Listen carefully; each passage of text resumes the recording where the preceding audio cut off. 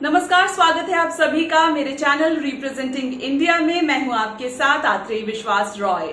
होली नाम आते ही हम रंगों की दुनिया में चले जाते हैं और सबसे पहले हमारे दिमाग में नाम आता है ब्रज की लठमार होली का, बरसाना की लड्डू होली का, जयपुर की रॉयल होली और बिहार की कुर्ता फाड़ होली सामने नजर आ जाती है। शांति निकेतन में दोल जात्रा और पुरी में दोल पूर्णिमा भी होली के सांस्कृतिक रंग दिखाते हैं, लेकिन इन सब के बीच एक नाम ऐसा है जिसे हम हर बार कहीं न कहीं भूल जाते हैं। इनफैक्ट इनमें से ज्यादा इंडियंस को ये पता भी नहीं होगा उस होली सेलिब्रेशन के बारे में जो पूरे 5 दिनों तक एक स्टेट को भिगोता है।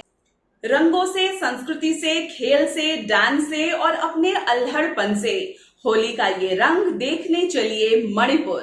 नॉर्थ ईस्ट में होली कई लोगों के लिए अपने आप में एक सरप्राइज फैक्टर है, पर यकीन मानिए मणिपुर में होली उससे भी बड़ा सरप्राइज है। मणिपुर का सबसे बड़ा फेस्टिवल है याओसांग, जो 5 दिनों तक चलता है। नाम आपको अलग लग सकता है, लेकिन मणिपुर का ये फेस्टिवल होली की तरह ही है और इसे इसीलिए मणिपुर की होली भी कहते हैं। स्प्रिंग सीजन के फुल मून डे यानी कि पूर्णिमा की रात को जिस तरह से हम होलिका जलाते हैं, ठीक वैसे ही मणिपुर के लोग घास फूस से बने हट को जलाते हैं। इसे बुराई को जलाने का एक सिंबल माना जाता है। याओसांग 2 वर्ड्स को मिलकर बनाया गया है। याओ का मतलब होता है शीप और सांग का मतलब होता है शेड, यानी कि ऐसा हट या फिर शेड जहां पर शीप रखे जाते हैं। याओसांग जलाने से पहले वैष्णव पंथ के महान संत चैतन्य प्रभु की पूजा की जाती है। इस रिचुअल को लोग याओसांग में थाबा कहते हैं। इसके बाद बच्चे घर घर जाकर चंदा मांगकर पैसे जमा करते हैं। सेकेंड डे कांगला फोर्ट में गोविंद जी के मंदिर में लोग जमा होते हैं, जहां पर कीर्तन होता है।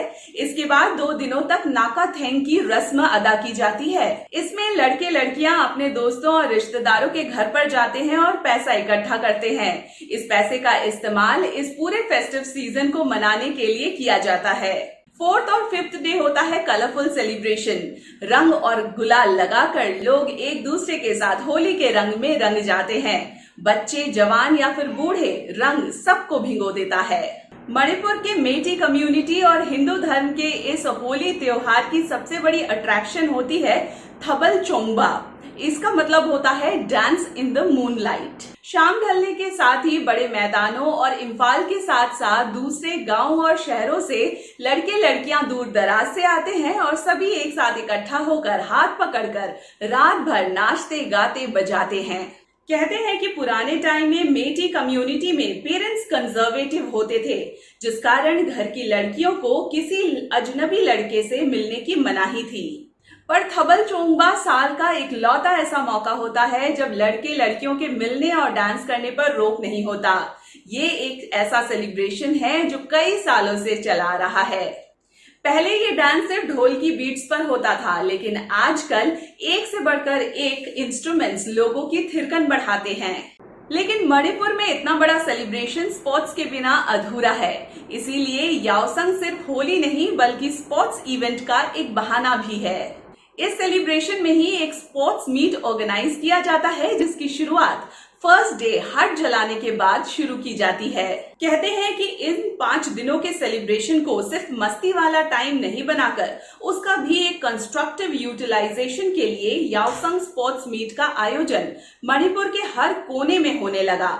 ये जज्बा ही आज मणिपुर को एक स्पोर्ट्स हब भी बनाता है। मणिपुर में मेटी कम्युनिटी पूरे पॉपुलेशन के आधे से ज्यादा है, इसीलिए करीब 300 साल पहले से शुरू किया गया ये त्योहार न सिर्फ मणिपुर का सबसे बड़ा फेस्टिवल बन गया है, बल्कि ये पूरे इंडिया के टॉप होली सेलिब्रेशंस में से भी एक है। हम यही कोशिश करते हैं कि इंडिया की सुंदरता और यूनिकनेस की तस्वीरें आपके लिए ढूंढ कर लेकर आएं। मणिपुर के याओसांग और होली के रंग में रंगते रहिए और इंडिया की इस तस्वीर को इनक्रेडिबल बनाते रहिए। हैप्पी होली। नमस्कार।